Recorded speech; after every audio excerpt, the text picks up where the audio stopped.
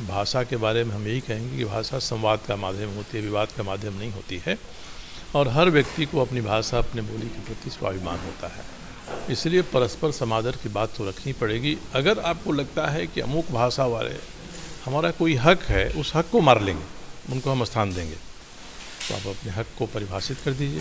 1932 के खतियान का मेरा कोई विरोध नहीं है, मगर 1932 के खतियान को ही अगर हम केवल कसौटी मानकर स्थानीय नीति बना दें, तो वह स्थानीय नीति हमारे संविधान और कानून के आधार पर कितना टिकेगी, न्यायिक समीक्षा में कितना खरा उतरेगी।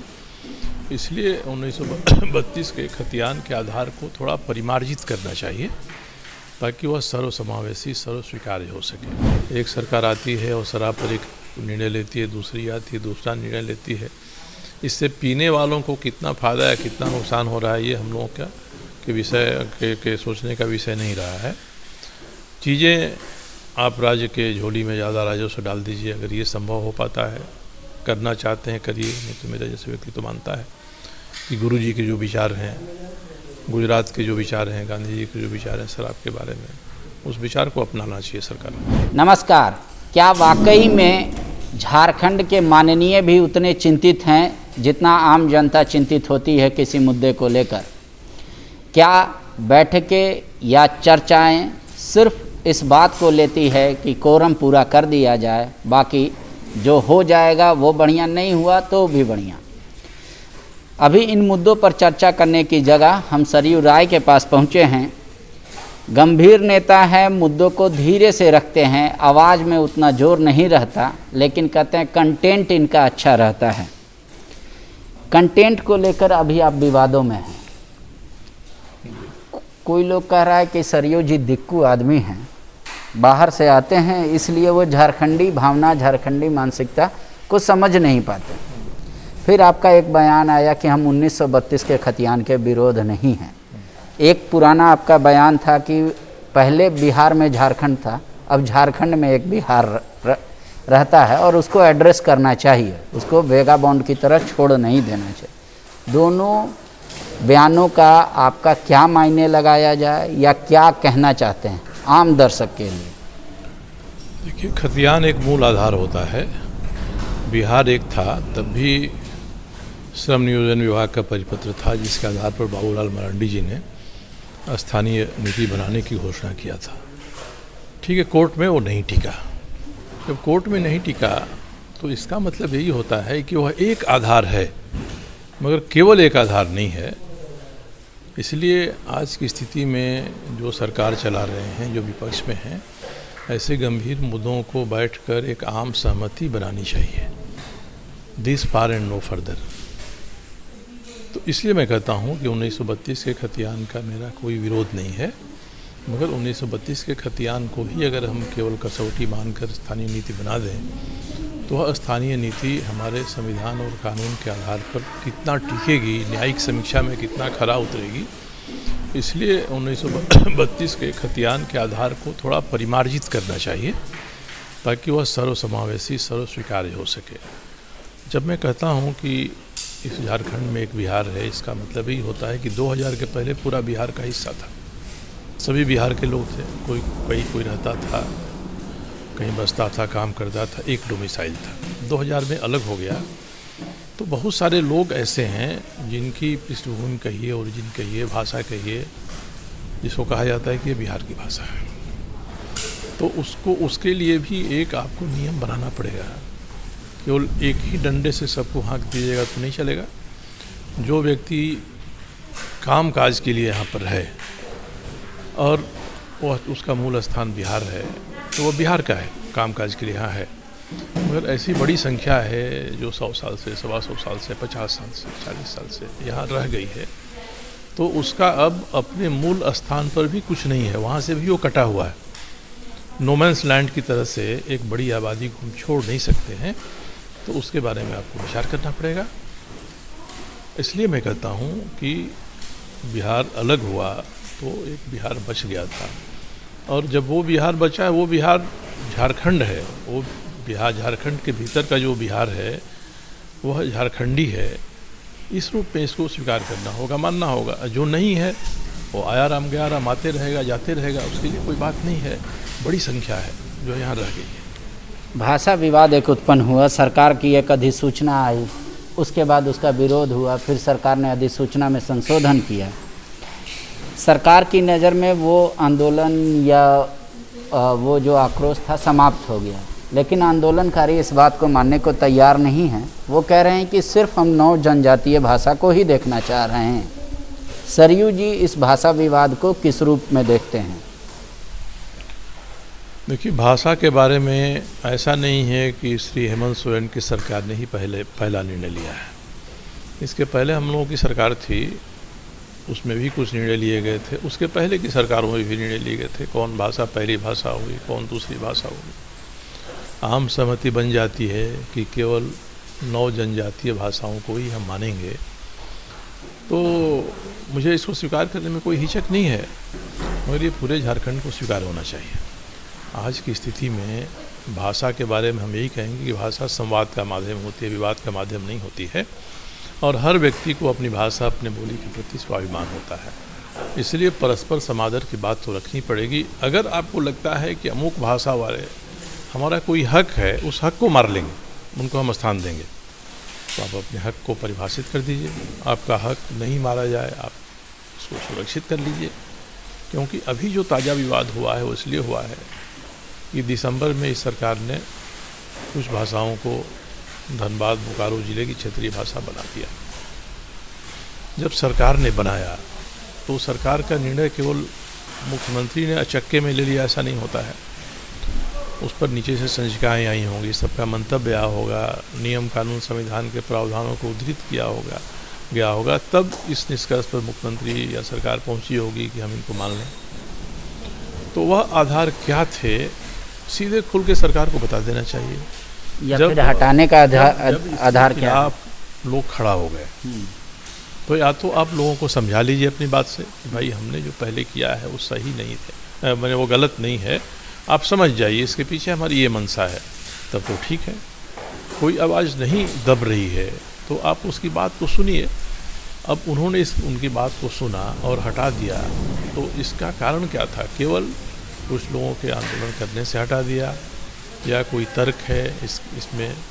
उस तर्क को पहले सरकार ने विचार नहीं किया होगा, अब विचार किया और हटा दिया। सिंपल ये बात सामने आ जाएगी तो मामला थम जाएगा, ठीक हो जाएगा। नहीं तो एक राजनीतिक मुद्दा बनकर रह जाएगा, और राजनीतिक मुद्दा का फैसला तो चुनाव में होता है, उससे पहले तो होता नहीं है। एक और मुद्दा आ रहा है सामने कि उर्दू को क्षेत्रीय भाषा की कैटेगरी में 24 जिला में रखा गया है। कहीं कहीं मगही भोजपुरी भी है किसी ज़िले में, उनको भी हटाने की बात हो रही है। आंसू भी इस बात को कह रही है कि उर्दू को आपने अस्तित्व कम कर दिया, वो राष्ट्रीय लेवल का चीज़ है, आप उसको क्षेत्रीय मान रहे हैं, तो वो नहीं चलेगा। क्या वाकई में सिर्फ उर्दू को क्षेत्रीय भाषा रखना और सरकार की चूक है, या फिर आपको लगता है कि नहीं, इसकी आवश्यकता है कि जनजातीय भाषाओं के साथ उर्दू भी रहे? नहीं, अगर केवल हम जनजातीय भाषाओं की बात करेंगे तो उर्दू उसकी परिधि से बाहर है।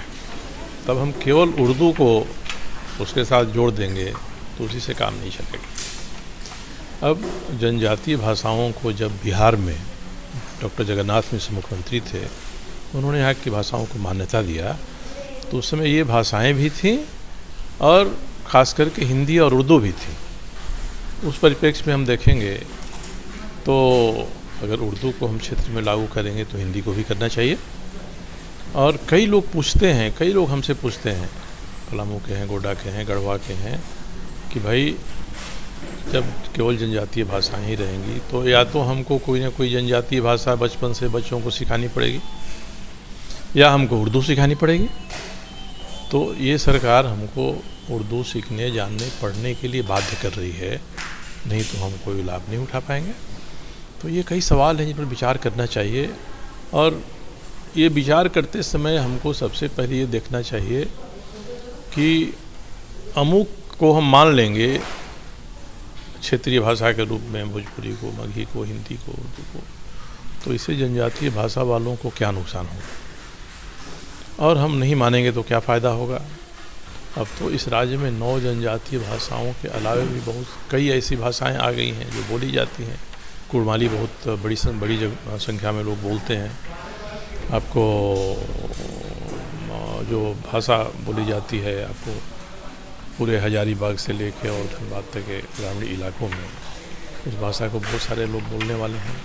तो भाषाओं पर एक बार या तो सरकार एक आयोग बना दे, वह आयोग निर्धारित कर दे कि भाषा को मानने का, भाषा से लाभ उठाने का, भाषा से नुकसान उठाने के पैमाने क्या होंगे, तो ये मामला सुलझ सकता है। अब अगर ऐसे लोगों को उस आयोग में बनाइए जो सही निर्णय दे सकें, केवल 9 जनजातीय भाषा तक हम सीमित हो जाएंगे और बाकी जो यहाँ की बोलियाँ हैं उन पर हम विचार नहीं करेंगे, तब भी एक बड़े वर्ग के साथ अन्याय हो जाएगा। हमारे जैसा व्यक्ति यही चाहता है कि इसका समाधान निकलना चाहिए। आपको लगता है कि इस बार का जो विधानसभा का सत्र शुरू हो रहा है उसमें गहनतापूर्वक से सत्ता पक्ष और विपक्ष भी इस मुद्दे को लेकर खासकर एक दूसरे का साथ देगी कि कोई हल निकले और अस्थायी और सर्वमान्य हल हो, या आपको ऐसा लग रहा है कि फिर उसी तरीके से हल्ला करने वाला हल्ला करेगा, जवाब देने वाला कहेगा कि हल्ला करने में जवाब हम क्या दें, और मामला जस का तस रह जाएगा? देखिए, विधानसभा का कोई सत्र होता है तो उसका एक विशेष उद्देश्य होता है। ये बजट सत्र भी है, उसका एक विशेष उद्देश्य है कि राज्य का बजट पास कराना है, अलग अलग विभागों के बजट पास कराने हैं। इसलिए विधानसभा के भीतर बहुत सारे मुद्दों पर चर्चा होना संभव नहीं होता है। ये जो सारे मुद्दे हैं, इसमें सरकार कोई ऐसी स्थिति बनाए, कोई वक्तव्य देना है विधानसभा के समक्ष जरूर दे, मगर उस वक्तव्य से निष्कर्ष यही होना चाहिए कि विधानसभा के बाहर भी हम चीज़ों को सलाहियत के साथ हम इन समस्याओं का निदान करेंगे। इसलिए उस पर बैठने की ज़रूरत है। मुझे पता नहीं है कि सरकार ने निर्णय किया कि एक बार हम 2 भाषाओं 3 भाषाओं को धनबाद बोकारो में क्षेत्रीय भाषा मानेंगे, और उसके बाद जो विरोध में आए उन लोगों के साथ कोई बैठकर तार्किक चर्चा हुई कि नहीं हुई, ये करना ही पड़ेगा। विधानसभा के भीतर की स्थिति नहीं है कि विधानसभा के भीतर समझौता हो सके, क्योंकि विधायकों के अलावे जो जनता है उसके प्रतिनिधित्व का क्षेत्र बड़ा है। इसलिए आम सहमति के साथ इसका समाधान करना चाहिए। एक आखिरी सवाल है मेरा, आपको याद होगा रघुवर दास की सरकार ने भी शराब बेचने का फैसला लिया था, वर्तमान में हेमंत सोरेन की सरकार भी ले रही है। आप इस निर्णय को कैसे देखते हैं? भाजपा कहती है एटलीस्ट चूँकि हेमंत जी गुरु जी के पुत्र हैं इसलिए यह फैसला सही नहीं है, राजस्व अपनी जगह हो सकता है। हेमंत सोरेन जी गुरु जी के पुत्र हैं। भारतीय जनता पार्टी भी गुजरात की विरासत संभाल रही है। गुजरात के 2 अग्रदत्त व्यक्तित्व आज भाजपा के नियंत्रक हैं, तो ये तो तर्क दोनों पर ही लागू हो सकता है। शराब के बारे में बिहार ने भी कुछ तय किया है। वहाँ जो स्थिति पैदा हुई है, वहाँ की सरकार को कितनी श्रम शक्ति लगानी पड़ रही है इसको रोकने में, विचार करना चाहिए, और विचार करके कोई मध्य मार्ग निकालना चाहिए। एक सरकार आती है और शराब पर एक निर्णय लेती है, दूसरी आती है दूसरा निर्णय लेती है। इससे पीने वालों को कितना फ़ायदा है, कितना नुकसान हो रहा है, ये हम लोगों के विषय के सोचने का विषय नहीं रहा है। चीज़ें आप राज्य के झोली में ज़्यादा राजस्व डाल दीजिए, अगर ये संभव हो पाता है, करना चाहते हैं करिए, नहीं तो मेरा जैसे व्यक्ति तो मानता है कि गुरु जी के जो विचार हैं, गुजरात के जो विचार हैं, गांधी जी के जो विचार हैं शराब के बारे में, उस विचार को अपनाना चाहिए सरकार। शुक्रिया। सरयू राय जी का यही मानना है कि सरकार जो संचिका उन तक पहुंची थी भोजपुरी और मगही को जोड़ने को लेकर, खासकर धनबाद और बोकारो में, सरकार को उसको डिक्लेयर करना चाहिए कि भाई ये संचिका में ये बात आई थी, उसके आधार पर ये फैसला लिया गया था, या फिर सरकार अपनी अभी संशोधित रिपोर्ट के साथ खड़ी हो और बोले कि संचिका में ये बात छूट गई थी इसलिए हम लोगों ने उसको आउट किया। और कह रहे हैं कि भाषा या बोली तमाम जो झारखंड में बोली जाती है, सरकार कोई भी हल निकाले लेकिन वो सर्वमान्य हल होना चाहिए, तभी इस समस्या का समाधान होगा। एक तरफा कह देने से पटाक्षेप नहीं हो जाता। और कह रहे हैं कि सिर्फ खतियान ही स्थानीय की परिभाषा होगी, ये भी सर्वमान्य नहीं होगा। मैंने कहा मुझे एतराज़ नहीं है 32 के खतियान या खतियानी से, क्योंकि वो एक माध्यम है। क्योंकि इससे पहले वो मामला जब कोर्ट में गया बाबूलाल मरांडी के वक्त, तो कोर्ट ने उसको खारिज कर दिया कि सिर्फ एक ही परिभाषा नहीं रह सकती स्थानीय की। शुक्रिया। तुमने तैयारी कहाँ से की? NIBM से। मैं NIBM को बधाई देता हूँ। आप जो सपना देख रहे हैं उस सपने को हम दोनों मिलकर पूरा करेंगे। NIBM. TheFollowUp.in. Like, share, and subscribe. www.thefollowup.in